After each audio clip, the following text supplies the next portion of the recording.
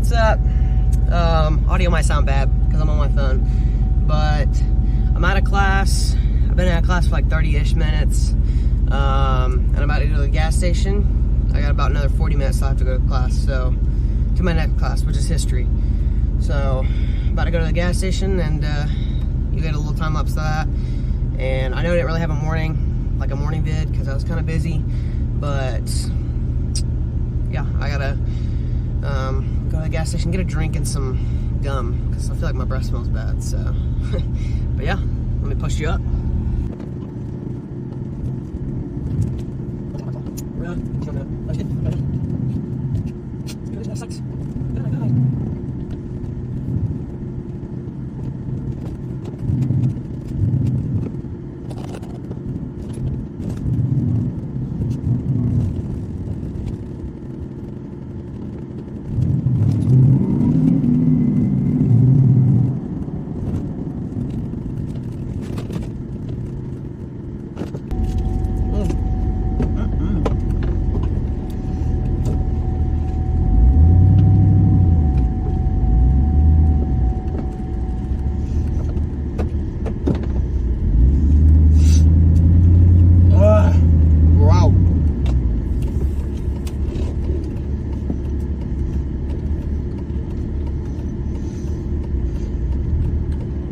Sorry for like the chewing, the hard breathing. My nose is stuffed, and I'm devouring this 100 grand right now. So, but it's pretty good, dude. I'm not even gonna lie. It's really good.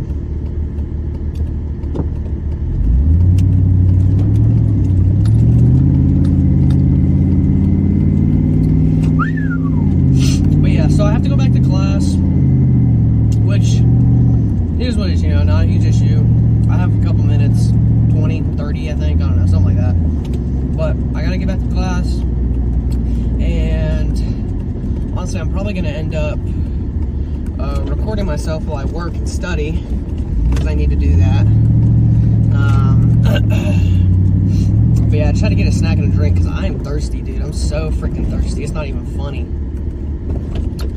But today I did my notes for SAN and TLS or something like that. Ooh, no, I'm kidding. So in this clip, the clip before this where I'm like driving in the car, this is post-edit Tanner, by the way. I noticed it cut out. I forgot to mention that was because my phone got too hot. It was sitting in the car. It was sitting like this for too long. It got way too hot and it overheated, so it just shut the video off. So just so you know, your phone's not breaking or nothing like that. It's okay. It was really just my thing. My phone messed up. So I hope you enjoy the next clip. It's me talking, but you know, who doesn't want more of me? Peace. What's up, guys? It's Tanner back after school this time. Doing a little recap of the day. So basically, I went to class, I did a little bit of studying before my next class, and then I went to high school and finished off high school. I can't record anything there because of the new Texas law, but yeah, pretty much. And today, which is what you'll see in the next little bit, I'm going to do a little recap, and it's basically just going to be over NAS and SAN is what I did today, all the cybersecurity notes I took. So, you know, I'll do a lesson on NAS and SAN tomorrow, but just so you know, this is kind of what's happening in the next clip. So, I appreciate it, and I hope you guys have enjoyed the video so far. Leave a like and comment and all that jazz if you really feel like it. If you don't feel like it, then don't. I mean, it is what it is. I'm just posting this for me. It's really totally up to y'all. Cool deal. Thank you. But yeah, no. Today was a good day, and I still have some stuff to do. I'm gonna go check out this dude's ramp rack in a little bit for my shop class, and then that's pretty much it. Cool deal. Well, roll to the next clip, I guess.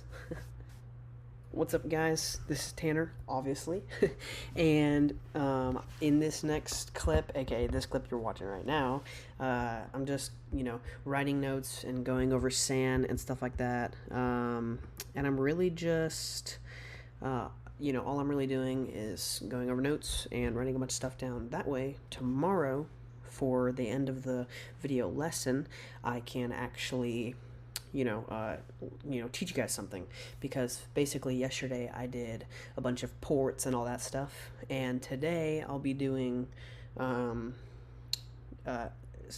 not today, sorry, tomorrow I'll be doing SAN and NAS. That way, I'm a day ahead, and it just makes my life a little easier.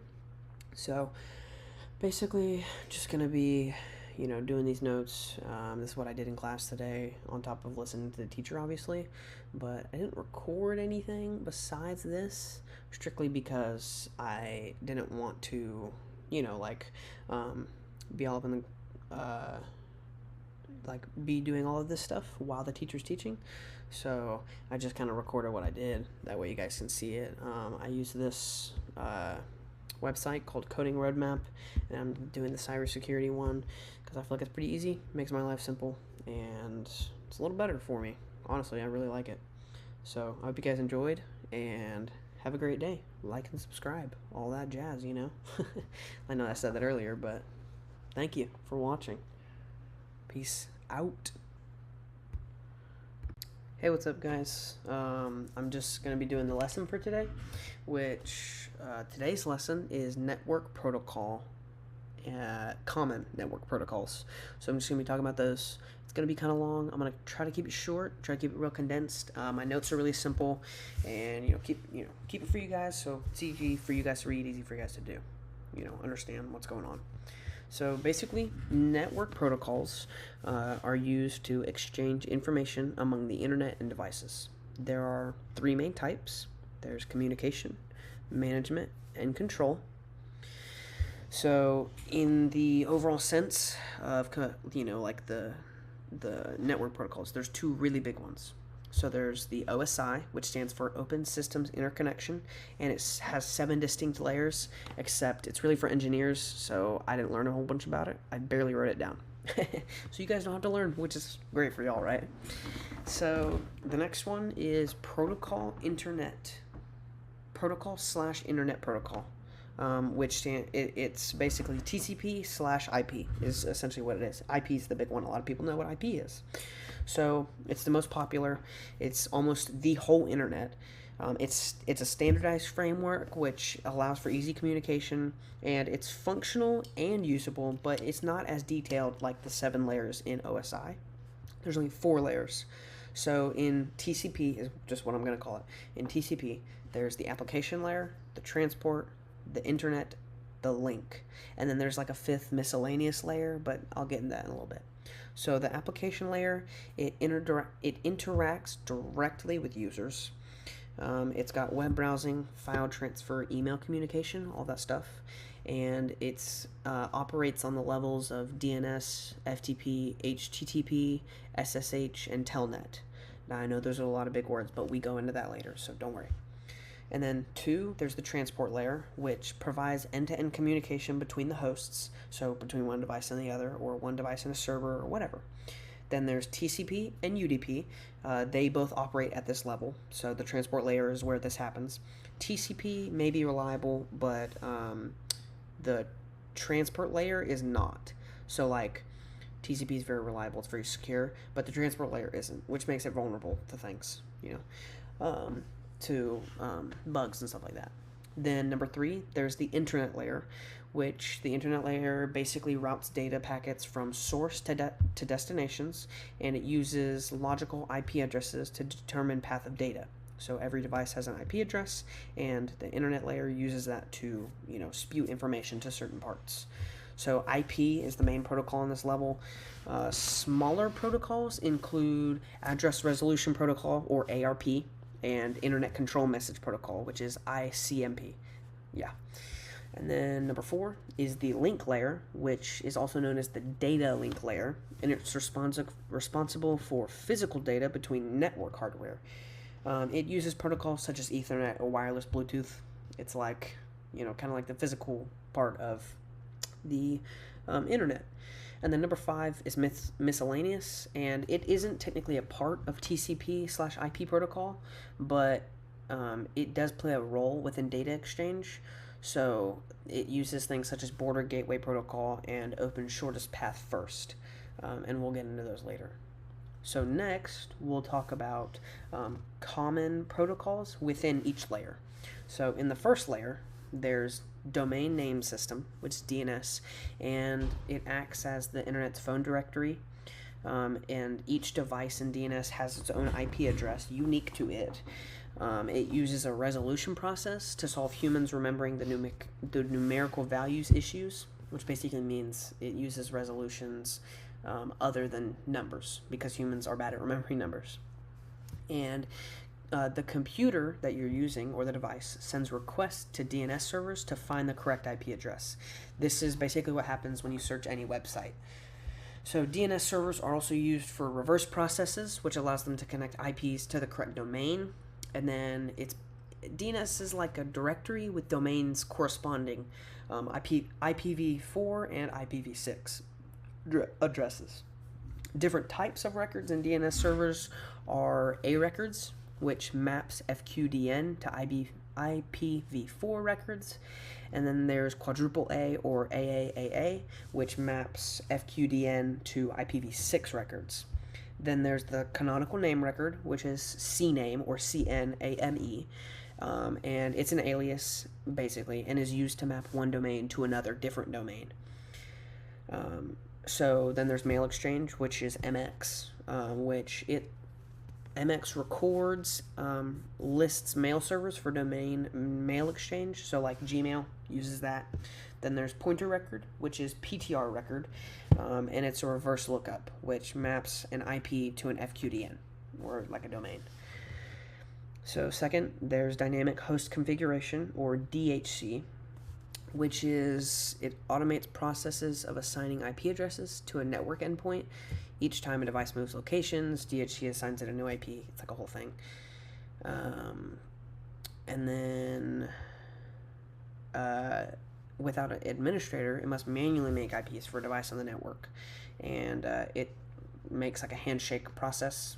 It's like a whole thing. It uses MAC, LAN, DHC, all that jazz.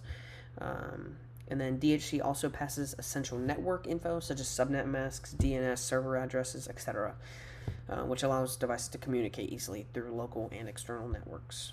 Then there's FTP, which is File Transfer Protocol, which a lot of people know this, and it doesn't encrypt text, and it sends through regular text, which is a security risk, and it basically is client-to-server protocol, which transfers files between a client and a server. And most people opt for secure FTP, so it's encrypted.